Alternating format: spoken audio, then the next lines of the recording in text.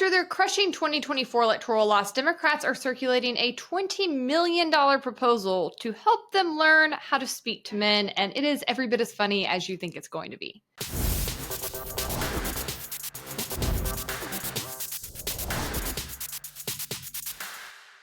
Hey guys, I'm Hannah Cox. Welcome to my channel where I bring you my politically homeless takes on politics and culture. Before we get started today, take a second to like this video, head over and subscribe to my channel, and make sure you hit that notification bell so you never miss any of my videos. It's no secret that Democrats have lost men to the right under the MAGA era, but they honestly didn't seem all that concerned about it until they lost last November. The reasons for why Democrats lost men overwhelmingly are so obvious that a fifth grader could figure it out on a $10 budget. But no, the one thing that Democrats still know how to do better than anybody is pass money around amongst the various consultants that leech off of their movement. So now they want to spend tens of millions of dollars studying how to talk to and reach men instead of just, I don't know, spitballing here, listening to what men have been telling them online for years. Now, Democrats are in free fall. Watching them try to get their party in order after their electoral loss in November feels like going to the circus and watching clowns try to put out a fire. They agree on very little. They're infighting. They got like some young blood running, or at least high up within the DNC, David Hogg, and then he came out and said that they needed to get rid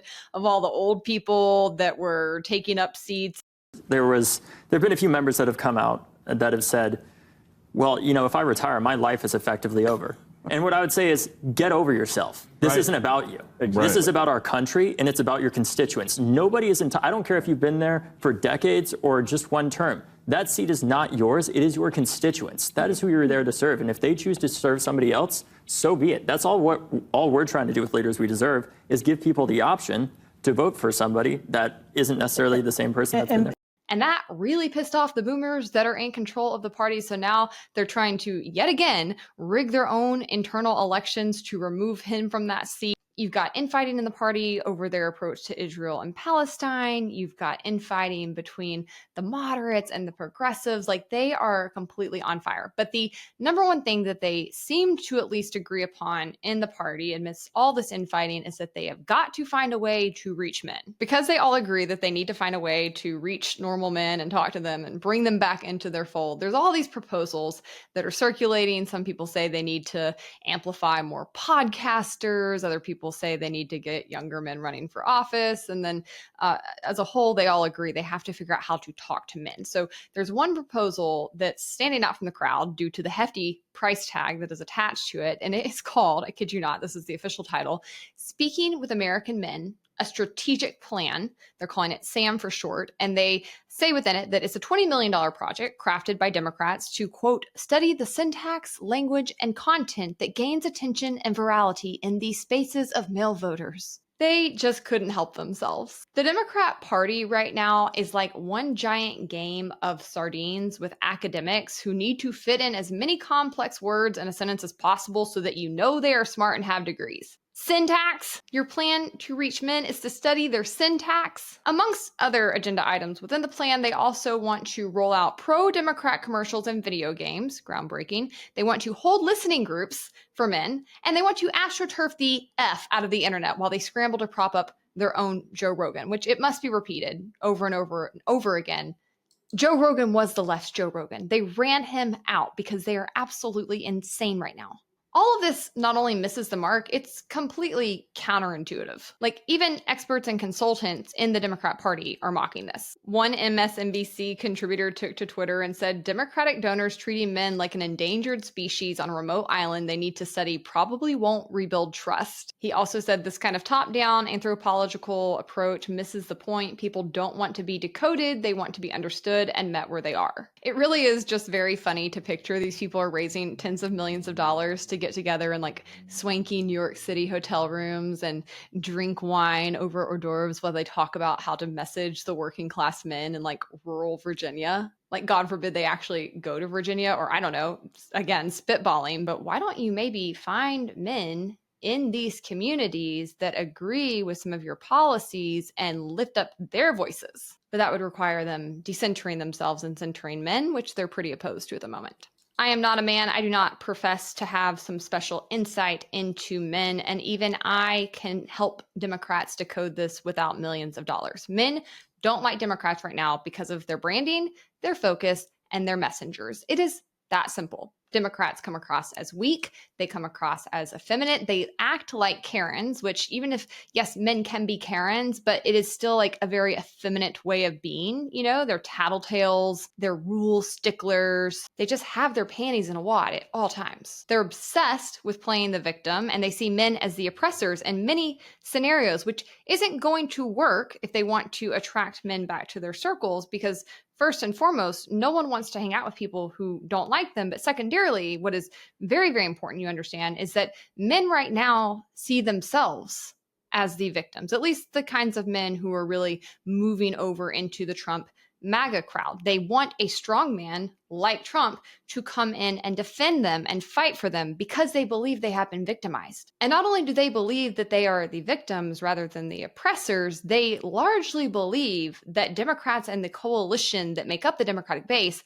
are the people who are victimizing them. They think that women and feminism have taken away their jobs, taken away their guarantee at having a wife who will wait on them hand and foot. They think minorities are coming in, particularly immigrants, and undercutting them for the jobs that they want. They think academia, which is run by Democrats and left-wing activists, is blocking them from many of the degrees and pathways that they believe would be handed to them, where they're not having to compete with women and minorities for those spots. The list goes on and on. And I know a lot of people on the right now will say, like, men don't want to be victims. They don't want handouts. They want jobs. And I think there's a grain of truth to that. I do think most people want good jobs. They want to be able to pursue the American dream. I think that's a good thing about the majority of the American population, is that most people do still want to be independent. They do not want to be reliant on the government. But what's wrong about that is that many of these people do still see themselves as victims, want to be told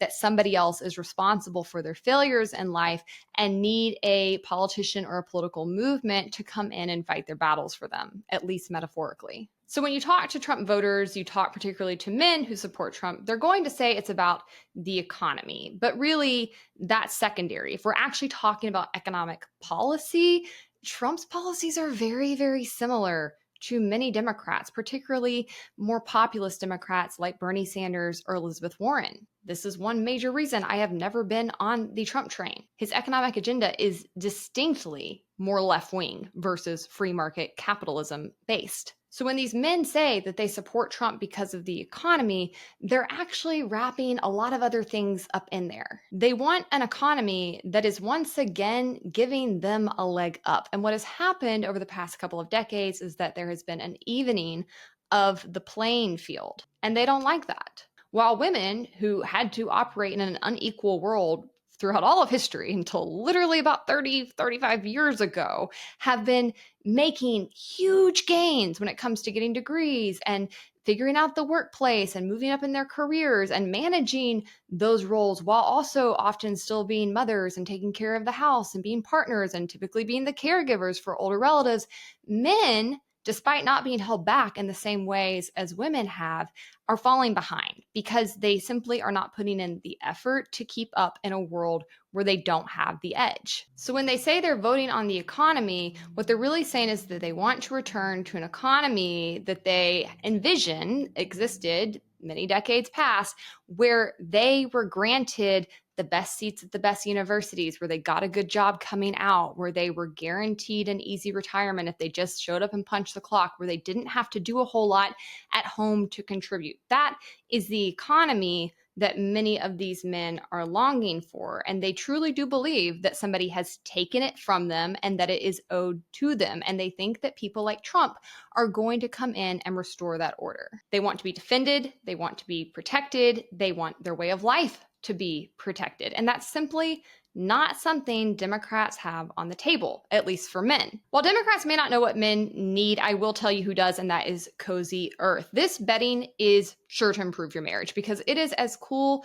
and breathable as it is elegant and luxurious, making sure that both men and women find their bedroom relaxing, rejuvenating, and restful. If a man's home is his castle, the bedroom should be the sanctuary, and Cozy Earth bedding makes it feel just like that. Thanks to Cozy Earth, I can even talk Logan into watching TV from bed these days versus the couch, which used to be a huge sticking point for us because he just wanted to hang out on the couch and then he would fall asleep on the couch, and it just drove me nuts. Now he does not mind coming to bed because he loves our new bedding.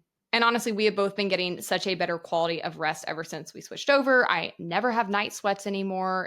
I absolutely love it. For May only, which means you only have 2 more days, Cozy Earth is offering my listeners an incredible 40% discount off of their entire website, which I just noticed is right in time for Father's Day, coming up right around the corner. So head over to their website. I will link it in my show notes and use the promo code Hannah Cox in order to access your 40% discount. While you're checking that out, don't forget to head over and subscribe to my channel and like this video while you're at it. Also, drop into the comments and let me know your thoughts, particularly if you are a man.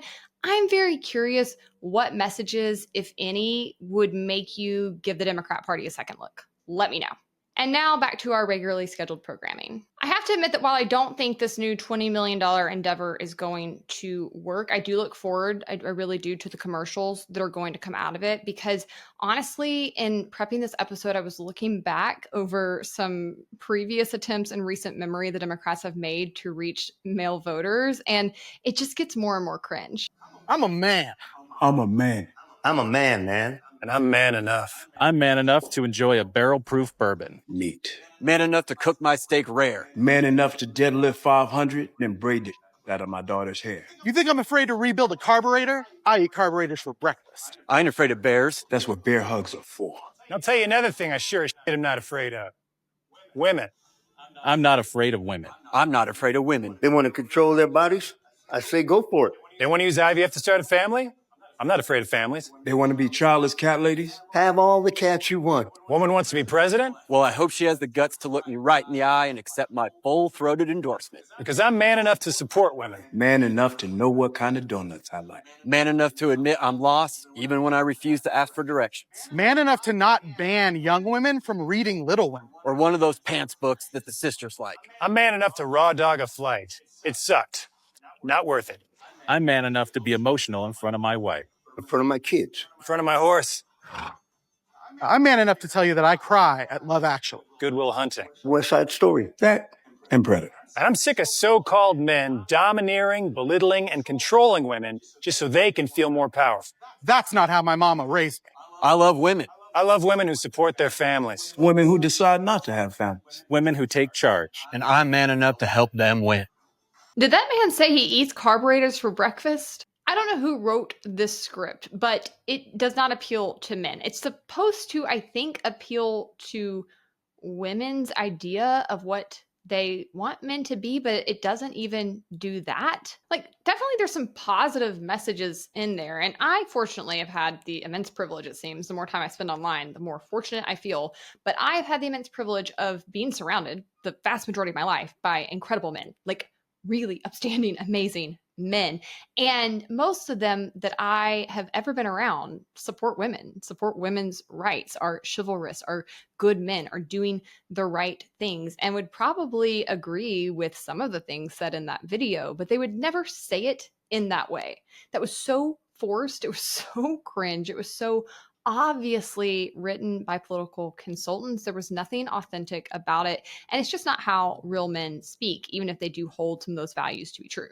It also, notably, was not addressing any issues that men care about. It was completely men capitulating to women and talking about issues that women care about, or at least that Democrats think women care about. And that's really just the tip of the iceberg. Like, do you remember how they paraded Tim Walz around and kept claiming that he was like their man whisperer because he owned a gun and wore camo sometimes? Like, it was truly their Hillary Clinton, I have hot sauce in my bag, pandering to black voters moment applied towards men.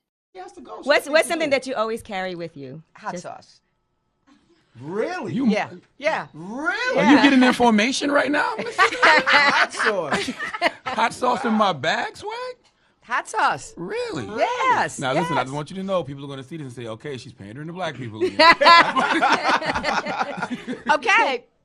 Is it working? It's entirely off-putting. And at the end of the day, until Democrats clean house of the people who thought these kinds of campaigns and ads and messages were a good idea and were going to connect, I don't think it's going to work because they do lack authenticity.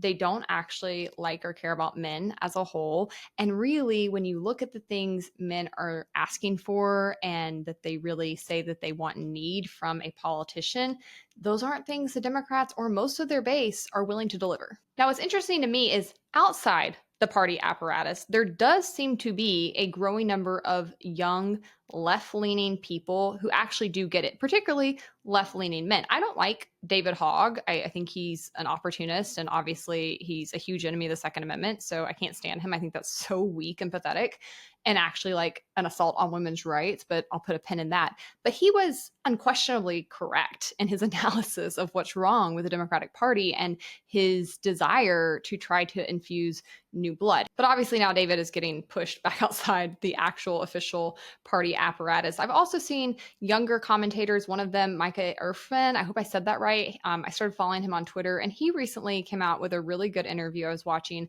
about this issue. And I loved what he and his guest had to say, their analysis about men and how to attract them and what they're after was so spot on. They're working every single day. They're working on oil rigs. They're working at Amazon warehouses.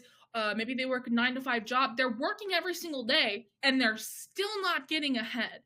So then we force young men to make this decision of either you can blame yourself or you can blame others. And if you're a young guy and you're working 8 to 12 hours a day, if you're paying all your bills, you're doing everything you can, and you're still not getting ahead, why do we expect them to think that they're the problem? They're doing everything that they've been told to do their entire life.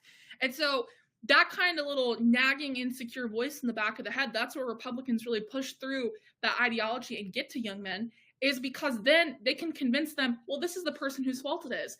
It's not your fault that you can't get ahead in America. It's the immigrants who are coming here. It's their fault because they're taking your high-paying jobs. Right. And this hits on something that's so true. It's not that people are intrinsically prejudiced against immigrants. I mean, certainly some people are, but most people are not. The critical mass of Americans that say they care about immigration are not. It's that Republicans have made immigration an economic issue. They've made it an everything issue. I mean, they point to immigrants and they say, these are the people that are taking away your livelihood, the safety of your family, et cetera, et cetera, et cetera. And like, that's a lie. It's a vicious lie, but it's a lie that you can perhaps understand people believing if they have no other explanations offered to them. And I think there's something else about this that's really insightful.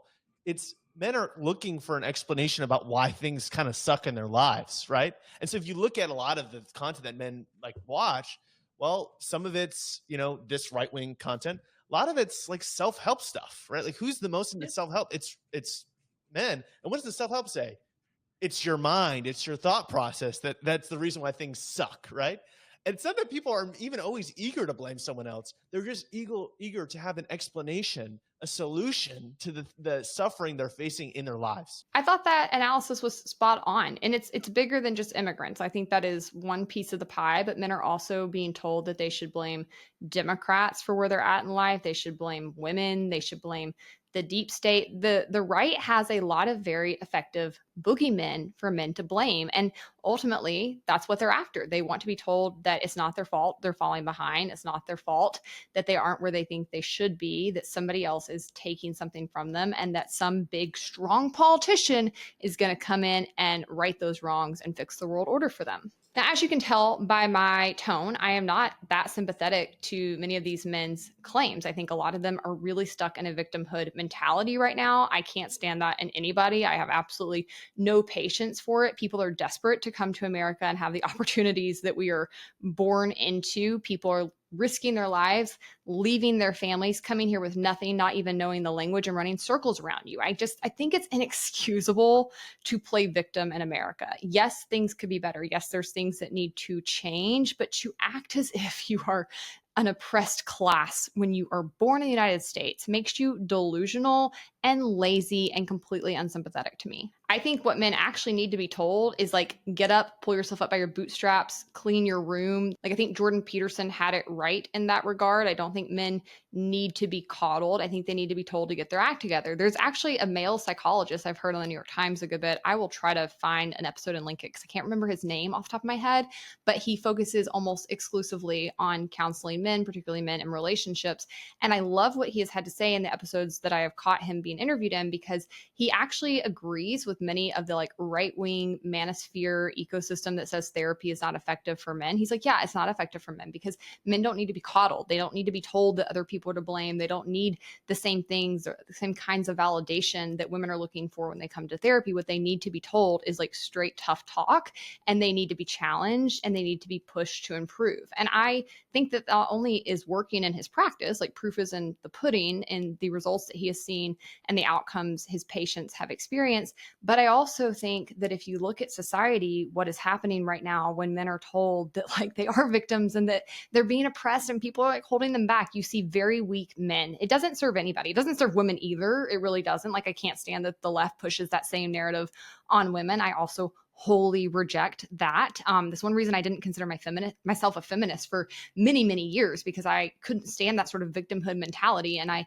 believed, and I still believe, that women have equality under the law. And so telling them that like, you're so oppressed, you're so held back, is not true and it's not helpful. But the same goes for men. And it's crazy to me that for decades, the right has scoffed at this kind of talk. They've scoffed at this messaging. They have poo-pooed it whenever it's been used about women's issues, whenever it's been used around minorities or Black people. They've said, get over it, pull yourself up by your bootstraps. You live in America, you have equality in the law, like fix it. But now when it comes to men who aren't keeping up, who aren't competing, who aren't working on themselves, who aren't working to improve and meet a new era of life, now the right wants to employ that same ideology, that same mentality, that same sort of coddling. And I hate it. I think it's bad for our country. It's bad for society. And it's bad for those men as individuals too. Far be it from me to try to help the populist demagogues out, which is what is in control of both major parties right now. But admittedly, that's where we're at. We are at a period in time where intellectualism is scoffed at, where principled people are seen as gullible, and as a whole, where we have a whole lot of adults who want to still be treated like children with a parent in the White House. It's like failure to launch at a generational scale. And so ultimately, if you want to succeed as a political party, as a movement right now, you have to appeal to these kinds of delusions. Because ultimately, the things people want right now are things that government can't actually deliver. Things like quality, meaningful, high-paying jobs that just materialize out of thin air and are guaranteed in perpetuity for average low-skilled people. Like, your best chance at that would be an open and free market with lots of trade and competition and investment. But voters don't want that either, because they also want homogenous communities where everyone around them looks like them and worships the same God as them and believes like them. And then they also want to be assured that their failures in life are not their fault, but because some other group of people suppress their brilliance. They want a system that is rigged in their favor, and yet they expect to live in a peaceful and cooperative society while some people are treated unequally. And this is true for both sides right now. Both sides, the populists on the left and the populists on the right, they both want these things. They just want them for different groups of people. The Republican Party is currently offering this pipe dream for men, just like the left has been offering it to women and minorities. And so the truth is that the left needs men to be their scapegoats. There's not many people left, right? And until that changes, along with their policies, it's unlikely they're going to win them back. All right, guys, I hope you liked this episode. Again, make sure you like this video and subscribe to my channel. Also, head over to my show notes if you want to find more links to follow me.